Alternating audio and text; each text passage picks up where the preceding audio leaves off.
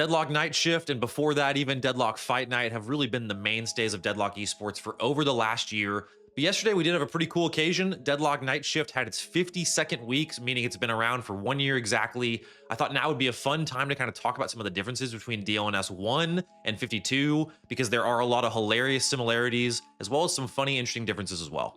All right, so we'll start off here in NA, where I think right away there are some really interesting similarities between DLNS 1 and 52.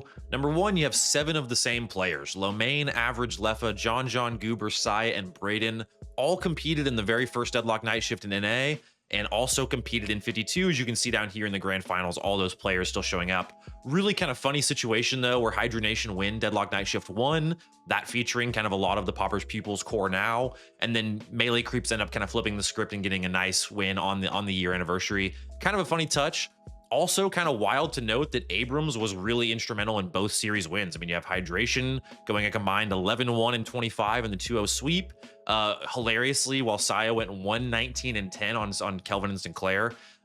Just a wild contrast to obviously how the finals ended up turning out in this week, where Saya goes 31, 8, and 41 on Abrams. And then, you know, just obviously leading Melee Creeps to that victory. So just a hilarious kind of set. You know, this kind of shows a lot of, I feel like this is almost like a summation of Deadlock Esports in some ways, where you have metas come and go, but a lot of times those mainstay elements do kind of bring themselves back to the forefront. Abrams feeling like he's a character that can almost always become meta.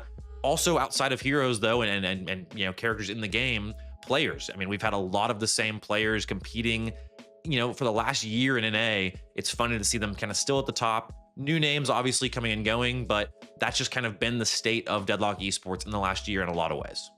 All right, before we get to the DLNS 52 grand finals, can we appreciate some of the vintage Deadlock happening in Deadlock Night Shift number 1, as we see AVG take down John right there.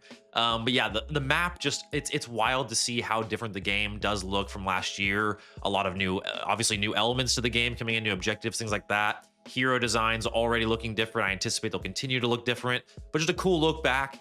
Also funny to see some of the heroes that are being played in this game. I mean, you have Leffa on Viper, you have Axe playing Warden. Just a lot of, I mean, just again, it's fun to look back on old Deadlock and kind of see that a lot of the heartbeat of the esport in the game was certainly still there, but just with a completely different coat of paint, and certainly just very different overall now. But trip down memory lane aside, I think one of the biggest differences that I see right now in Deadlock Esports, especially through this Melee Creep series win, is that teams have to pay attention to roster construction and draft, I think, way more than they used to. I think you used to be able to get away in Deadlock Night Shift 1 with some wacky drafts, and just mechanical outplay would be enough to get you the win.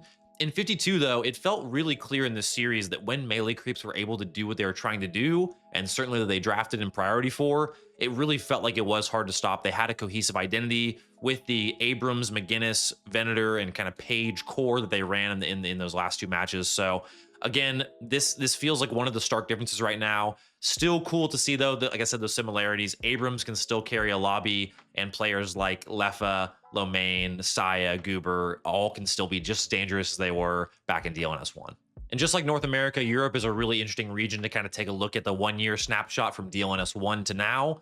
Most notably, both grand finals included Abrahams. Now, at least in team name, the rosters were very differently constructed, but if we look at the DLNS 1 grand finals, it's actually Hoot who's the top performer for Abrahams in that series. That's back when Hoot was on this roster. Now in DLNS 52, Hoot actually earns MVP again. You might not guess it from just the scorecard here, but Hoot had a huge impact in this series.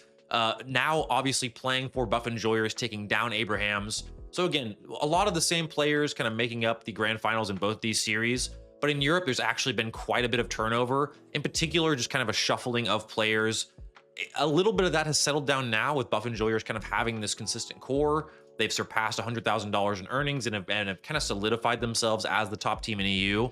And this is one of the things that seems to make Europe feel so different than NA, as it feels like EU has had a kind of dynasty team consistently running for multiple weeks, just kind of in different phases or different eras. Leviathan had a short stint of winning somewhere in the middle there, but for a lot of these Deadlock Night Shift grand finals, it felt like at least it's been either Abrahams or Buff Enjoyers taking home the win.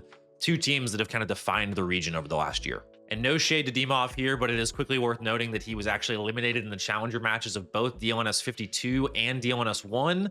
So obviously playing with Leviathan here, taken down by Abrahams in the challenger match. In DLNS number 1, actually playing with Virtus Pro, who was extremely dominant at the time, has kind of now become a lot of the core of Buff Enjoyers, taken down by one win in the semifinals there, who obviously went on to lose to Abrahams in that grand finals. So funny to see. We're talking about a lot of the players that were featured in the grand finals here, but there are still many more players that have come and gone. Mikael S obviously being another one that was a hugely notable player in early Deadlock, has not been around for a long time. So again, many faces coming and going across both regions. But at least for the time being in EU, it seems like Buff Enjoyers are certainly the team to beat. Ever since they've formed this core, they've really have felt borderline unstoppable. Obviously noting here that they've defeated Abrahams in 15 of their last 17 matchups.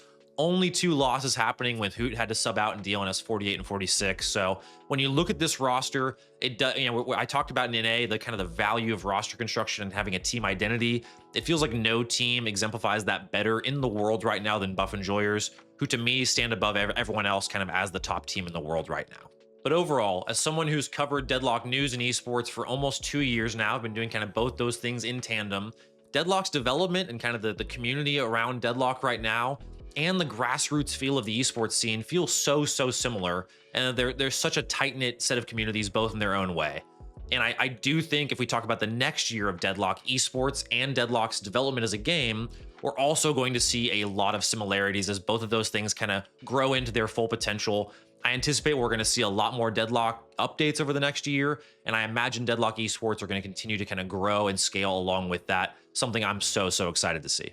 So if you want to keep up with more Deadlock news and esports content, be sure to subscribe. I'm trying to figure out kind of a weekly flow for content right now. Kind of the leading idea, though, is to have an esports themed upload every Thursday. I was trying to do it before night shift, but it's just not going to work with my schedule. So I think a post DLNS upload is something that I will shoot for each week. Let me know in the comments if that's something you'd be interested in. If you want more Deadlock esports content, everything in between. Thank you all so much for the support, and I'll see you next time.